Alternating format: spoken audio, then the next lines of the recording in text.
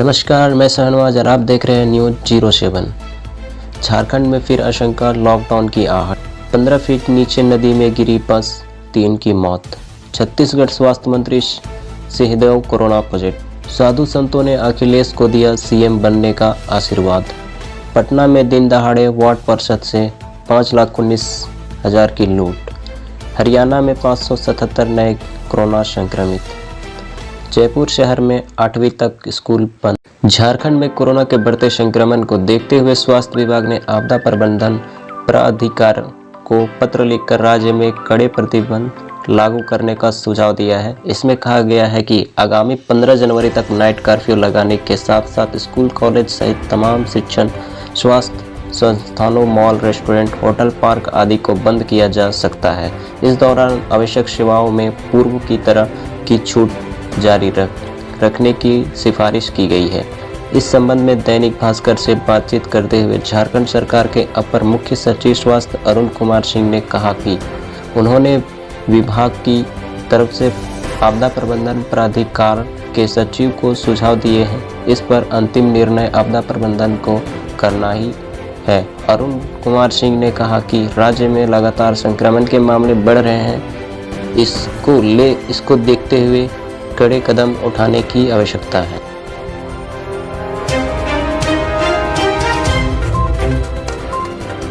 CDS Rawat के helicopter crash के चंद घंटे के अंदर बताया था खराब मौसम को हादसे का कारण। पिछले साल 8 दिसंबर को तमिलनाडु के कुन्नूर में एक बड़ा हादसा हुआ, जिसमें देश के पहले chief of defence staff CDS general Vipin Rawat का निधन हो गया। उनके साथ हेलीकॉप्टर में मौजूद 13 और लोगों की भी जान चली गई थी। इस हादसे के बाद भास्कर ने उसी दिन की अपनी खबर में दावा किया था कि हेलीकॉप्टर क्रैश की वजह खराब मौसम था।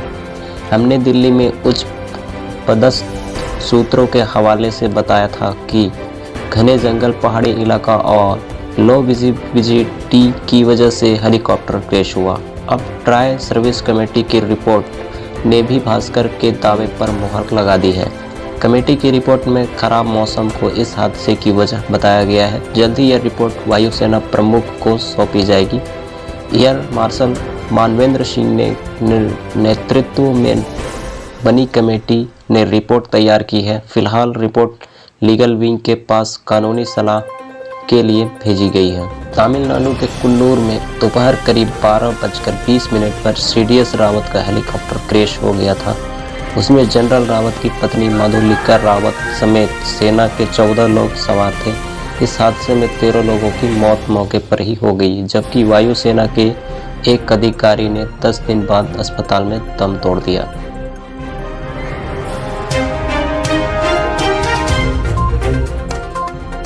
पूर्व 15 फीट नीचे नदी में गिरी बस, 3 की मौत। गुजरात से बड़वानी जा रही बस अलीराजपुर में दुर्घटनाग्रस्त, 28 घायलों में 7 बचे। अलीराजपुर में रविवार सुबह 5:45 में बड़ा हादसे में 3 लोगों की मौत हो गई है।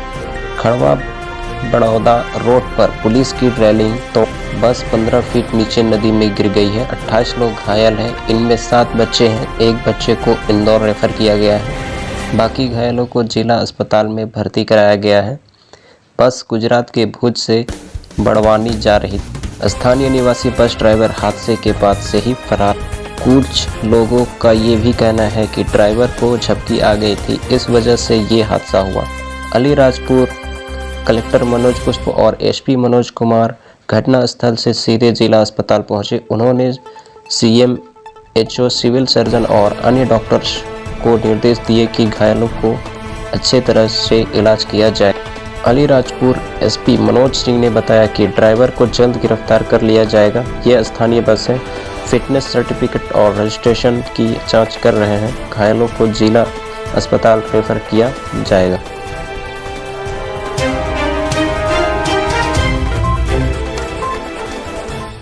छत्तीसगढ़ के स्वास्थ्य मंत्री सिंहदेव कोरोना पॉजिटिव। स्वास्थ्य मंत्री टीएस सिंहदेव कोरोना से संक्रमित हो गए हैं। सर्दी खांसी के शिकायत के बाद सिंहदेव ने एहतियातन सरगुजा के अपनी कार्यक्रम रद्द कर दिए। वे रविवार दोपहर बाद रायपुर लौट आए हैं। यहाँ उनकी कोरोना की एंटीजन रिपोर्ट नेगेटिव आई, लेकिन आरटी-पीसीआर जांच के देर रात मिली रिपोर्ट में कोरोना संक्रमण की पुष्टि हुई है। स्वास्थ्य मंत्री टीएस सिंहदेव ने इसकी जानकारी देते हुए बताया, कोरोना के लक्षण देखने के बाद उन्होंने रायपुर में जांच कराई, उनकी रिपोर्ट पॉजिटिव आई। अभी तबीयत ठीक है, चिकित्सकों के निर्देशानुसार होम आइसोलेशन में रहकर उपचार कर रहे हैं। स्वास्थ्य मंत्री टीएस सिंहदेव पिछले 3 दिन से सरगुजा दौरे पर थे। स्वास्थ्य मंत्री टीएस सिंहदेव एक बार कोरोना से संक्रमित हो चुके हैं। मार्च 2021 में सिंहदेव कोरोना पॉजिटिव पाए गए थे। इस दौरान होम आइसोलेशन में उनका इलाज चल रहा था।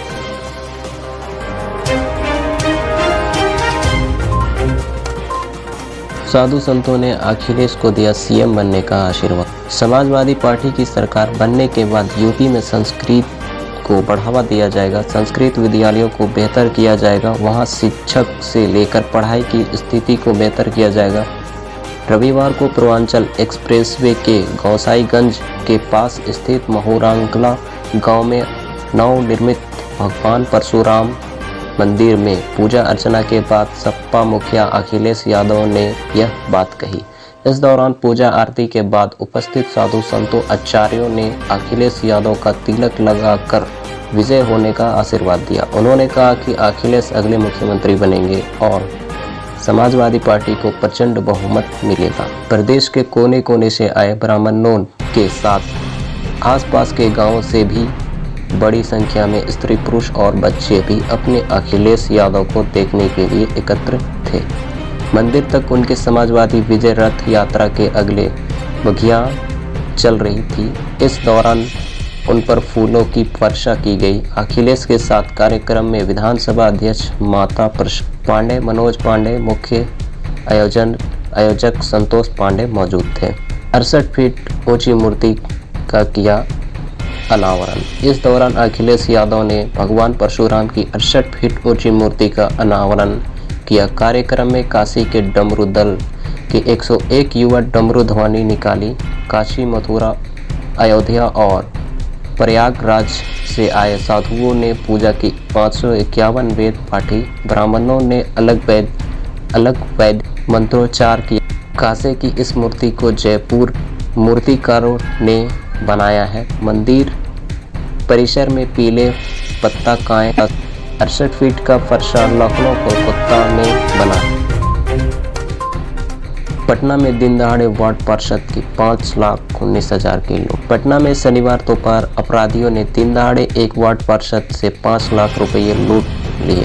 2 बाइक पर सवार 4 अपराधियों ने इस घटना को अंजाम दिया है। अपराधियों ने हथियार के बल पर वार्ड पार्षद को घेरा और जैकेट के अंदर रखे 5,19,000 रुपये लेकर बख्तियारपुर की ओर फरार हो गए।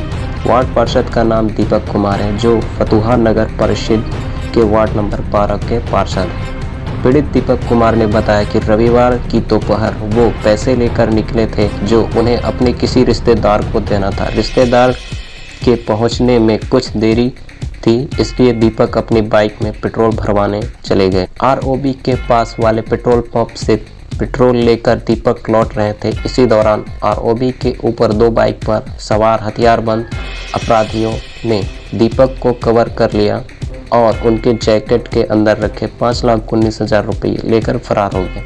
जाते जाते अपराधियों ने दीपक के बाइक की चाबी ब्रिज के नीचे खेत में फेंक दी।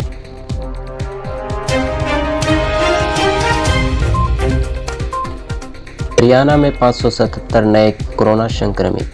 पुलिस ने नई गाइडलाइन के मद्देनजर की सख्ती। चंडीगढ़ में सुखना लेक अब संडे को रहेगी बंद।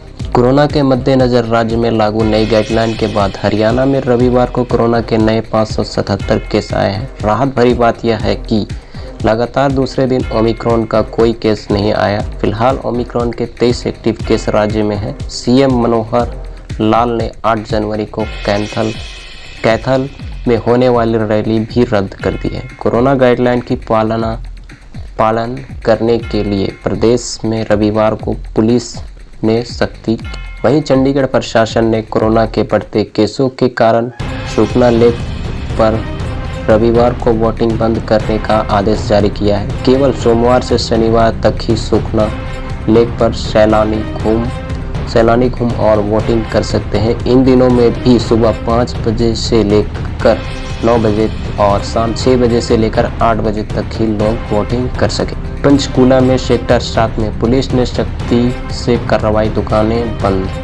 महामारी अलर्ट सुरक्षित। हरियाणा के तहत जारी नई कोरोना गाइडलाइन का पालन करवाने के लिए रविवार को शाम 5 बजते ही पंचकूला पुलिस प्रशासन ने दुकानें और मार्केट बंद करवानी शुरू कर दी है। पुलिस की दुर्गा शक्ति टीम भी इसमें शामिल हुई। इस दौरान दुर्गा शक्ति ने 3 लोगों के मास्क न पहनने पर चालान किए। वहीं पंचकूला सेक्टर 7 के लोगों ने सरकार के निर्णय का विरोध किया और 5 बजे के बाद भी दुकानें खोल रखी। तब पंचकूला पुलिस ने सख्ती दिखाते हुए दुकानें बंद करवाई, अन्यथा कार्रवाई करने की चेतावनी दी। पुलिस ने बाकायदा इसके लिए मुनादी। सेक्टर 7 की मार्केट एसोसिएशन ने 5 बजे के बाद दुकानें बंद रखने का विरोध किया। एसोसिएशन ने कहा कि वे बंद नहीं करेंगे, चाहे इसके लिए धरना प्रदर्शन करना पड़ेगा। मोहित ने कहा कि वे दुकानें बंद नहीं करेंगे। चंडीगढ़ खुला है, हमारे साथ अन्याय है। 5 बजे चंडीगढ़ जीरपुर भी बंद करवाया जाए। उन्होंने पुलिस सेक्टर 7 को एप्लीकेशन दी कि वे बंद नहीं करना। जयपुर शहर में 8वीं तक स्कूल बंद। शादियों और अन्य समारोह में 100, अंतिम संस्कार में 20 लोग तय। धार्मिक स्थलों पर प्रसाद पूजन सामग्री बैन। बढ़ते कोरोना के मामले को देखते हुए राजस्थान सरकार ने पाबंदियां बढ़ा दी है। सोमवार से जयपुर के दोनों नगर निगम क्षेत्र में आने वाले कक्षा 1 से 8 तक के स्कूल 9 जनवरी तक बंद रहेंगे। बाकी जिलों में स्कूल चालू या बंद रखने का फैसला कलेक्टर और शिक्षा विभाग मिलकर करेंगे। गृह विभाग ने नई पाबंदियों को लेकर गाइडलाइन जारी कर दी है। सामाजिक, राजनीतिक से लेकर हर तरह के समारोह में अब 100 व्यक्ति ही शामिल हो सकते हैं। स्कूल को छोड़कर नई गाइडलाइन की बाकी पाबंदियां 7 जनवरी से लागू होगी। शादियों में 100 से ज़्यादा लोग शामिल नहीं हो सकेंगे। बैंड वालों को 100 की लिमिट से अलग रखा गया है। अंतिम संस्कार में 20 लोगों की लिमिट तय की गई है। इससे ज़्यादा लोग होने पर 10,000 रुपये का जुर्माना लगाया जाएगा। समारोह से पहले एसडीएम की अनुमति जरूरी। शादी समारोह की एसडीएम से पहले अनुमति लेनी होगी। डीओआईटी के पोर्टल पर जाकर एसडीएम को ऑनलाइन सूचना देनी होगी। इसी पर अनुमति जारी होगी। बिना पहले अनुमति लिए शादी समारोह करने पर जुर्माना और कानूनी कार्रवाई होगी। धार्मिक स्थलों पर प्रसाद पूजा सामग्री ले जाने पर रोक। धार्मिक केंद्रों पर प्रसाद पूजा सामग्री या चादर ले जाने पर रोक लगा दी गई है। धार्मिक स्थलों पर वैक्सीन की दोनों डोज लगे लोग ही दर्शन के लिए जा सकेंगे। दर्शन करने जाने वालों को मास्क और सोशल डिस्टेंसिंग रखनी होगी। विदेश से आने वाले को एयरपोर्ट पर आरटीपीसीआर जांच अनिवार्य। विदेश से आने वाले हर यात्री एयरपोर्ट पर आरटीपीसीआर टेस्ट किया जाएगा। आरटीपीसीआर रिपोर्ट नेगेटिव आने तक विदेश से आने वाले हर यात्री को क्वारंटाइन रहना होगा। बाहर से आने वाले यात्रियों को होम और संस्थागत क्वारंटाइन करने के दोनों विकल्प रहेंगे। जयपुर नगर निगम क्षेत्र में क्लास 1 से 8 तक सभी सरकारी और निजी स्कूल 3 से 9 जनवरी तक बंद रहेगी। राजस्थान के बाहर के यात्रियों को वैक्सीन की डबल डोज अनिवार्य नहीं तो नेगेटिव रिपोर्ट आने तक होम क्वारंटाइन। शादी समारोह में अधिकतम 100 लोगों के शामिल होने की अनुमति। समारोह की वीडियोग्राफी करानी होगी। अंतिम संस्कार में 20 लोग को इजाज़त। रैली धरना प्रदर्शन में विदेश से आने वाले लोगों को 7 दिन होम क्वारंटाइन। मंदिर में प्रसाद व अन्य पूजा सामग्री ले जाने की इजाज़त नहीं। 31 जनवरी से पहले दोनों डोज लेना जरूरी है। 7 जनवरी से रात 8 बजे तक सुबह 5 बजे तक जन अनुशासन कर। 65 साल से ऊपर के उम्र वाले जरूरत पड़ने पर ही घर से। गर्भवती महिलाओं को घर में ही रहने के निर्देश। गहलोत सरकार की ये है नई गाइड।